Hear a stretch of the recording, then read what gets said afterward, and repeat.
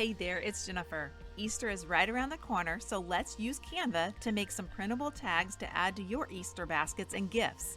Let's get started.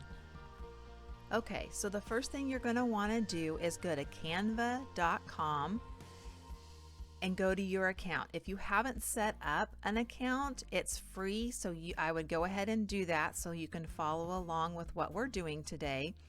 And once you do that, when you're in, they have lots of different templates. So what we're going to do, just to make this real simple, is we're going to search their Easter tag templates just to see what they have available. And then that way we can make a few adjustments to it and create our own creations, or you can use them, as they are. The one thing to remember is if you do have a free version and not the Pro, that you will have to find designs or templates that don't have the crown on them. If they have the crown on them, it just means that they're Pro. So if you pay for the Pro version, which honestly is not that expensive, so if you use Canva a lot or find to use it more often, then I would definitely go with that. So I chose this pastel floral watercolor Easter gift tag that we're going to customize. And once you click on that, then it'll take you to that tag so you can make all kinds of adjustments that you want to make. All right, once it opens up, then I've decided that I don't want the middle, that all of those are individual pieces, as you can kind of see, all the flowers and everything. And so what I want to do is add a cross to this. So we're going to go ahead and duplicate this design first. I like to do that just in case I mess up something and it doesn't look right. Towards the end, I have the original to look back on. And then next, I'm going to go ahead and delete the things I don't want. So the writing in the center, I didn't want, and then the oval I didn't want either, because we're going to add a cross. So if you click on that design, and as you can see, if you click on a different design, it'll delete that, but you can put that right back. I like this design because someone has already put that template all right together. All the flowers and everything are there, and I think it looks really good. The only thing I want to add is I want to add a cross to it. So we're going to go over to Elements, and then you're going to search for a cross. Again, on the Elements, you'll have to find one that does not have the crown on it. That's not a Pro. So sometimes you can scroll quite a while before you find a graphic or ones that are free to use. That's not a Pro. Okay, so once you find the design you want, you can click on the three dots, and then it'll actually show whether it's free or Pro on that, as well as what it's saved under. So if you go ahead and click on the actual design, then it'll pop it in over on the page. Now to resize it, be sure to grab the corners, and you can make it bigger or smaller. If you grab the top, the bottom, or the sides, it'll actually distort the image. So if you're going to resize it and you want the full image, make sure to grab on the corners to resize. So I'm just going to resize it and make it a little bit smaller to fit right along the flowers. So it was just a simple design that we just had, that we could just tweak a little bit and make it our own.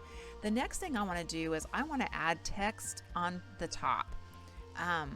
And so I'm going to want to move this whole design down just a little bit. So I just use my mouse, and I was able to select all those little elements and move it down so that way I can add text. Next, you just click on the text box, and then I'm going to click on subheading. It's not quite as big on text, and you can change and choose whatever text you want. But this one that actually is there, I like it, and so we're going to go ahead and use that. And I'm going to just type in the saying that I want, and I'm just going to put "You are loved." And once you type what you want on there, then you can also resize the font. You can either do that by highlighting all of it and then going up and doing the plus and minus to kind of get it to the size, because you can kind of see what that is. Or if you know the size, you can also just type in a number right there as well. So now I've got it the size that I want, but I also wanted a different color. So next I'm going to hit that A, which is text color, and it's going to bring up on the left all the different color options. And you can do your own colors, but the neat thing that I really like about Canva is it has photo colors.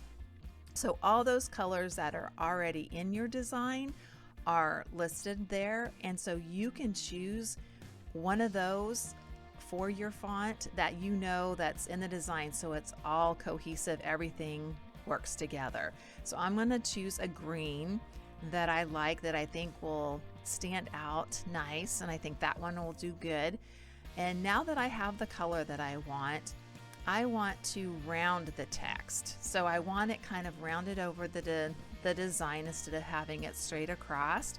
And by doing that, all you have to do is you go up to Effects and you click on that, and then it will bring up on the left side there all kinds of different options. So to make font pop, you can actually add a shadow, you can add an outline, you can do a lot of different things and change its thicknesses and stuff.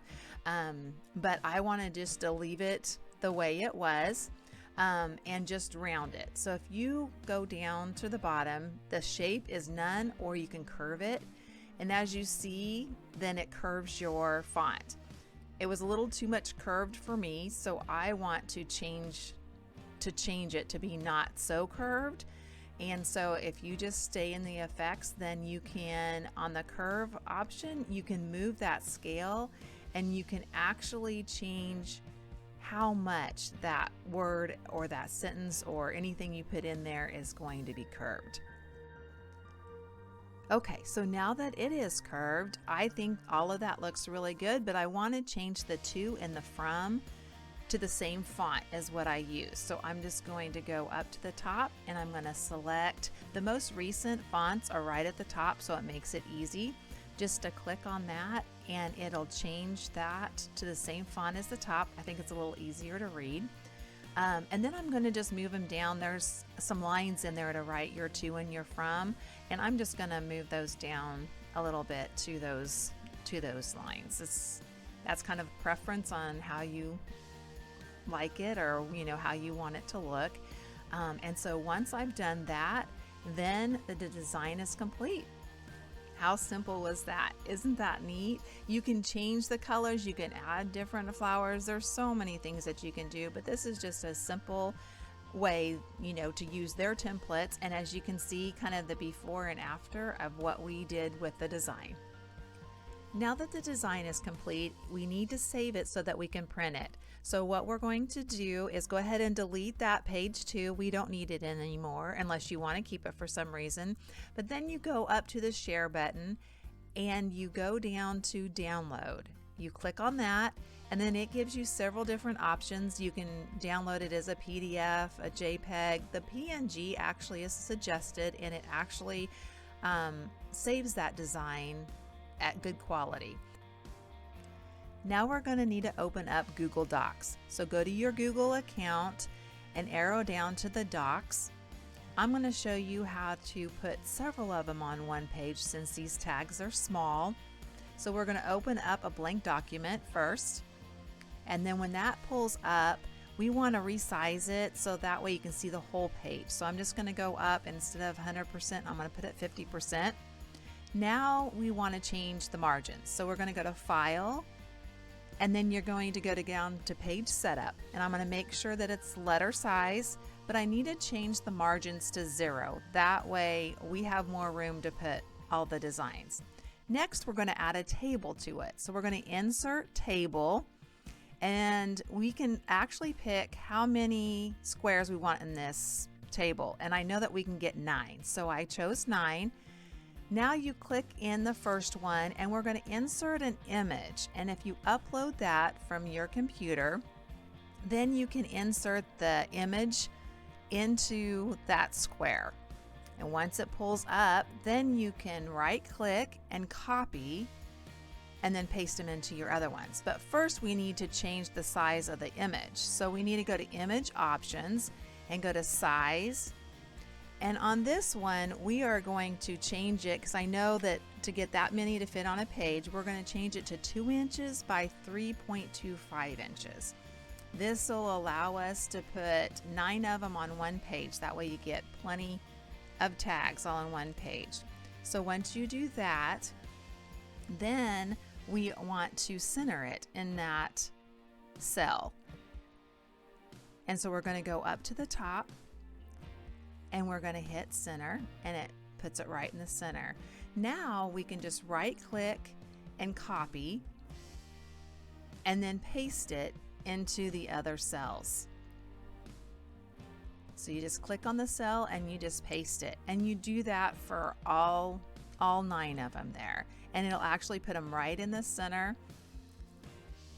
And the nice thing about this is then you're going to have 9 designs on one page. Okay, so now I don't want the lines in there, and so I'm going to change that by going to Format, Table, and Table Properties. By clicking on that, then I can change the color of the lines over to the right. If you click on that, then you can change that to white, and that way they don't show up. So that way it allows you to cut them however you want to and not have the black lines in there. So now the next thing you need to do is just name your document. That way you can save it, and then it is ready to print. To print, all you do is go to File, and then at the bottom of the drop-down menu, select Print. It will bring up another page, and you can select your printer that you want it to print on, and then make sure that the color is selected on that. Once you have that done, then you hit Print, and once it's printed, you get to cut your tags and use them for your gifts. Now you're done. How simple was that? I hope this tutorial has been helpful. If you have any questions, please feel free to contact me. Canva can be used for so many different things, but I know it can be overwhelming. So I'm going to bring more tutorials, tips, and tricks to help you be more comfortable when creating with Canva.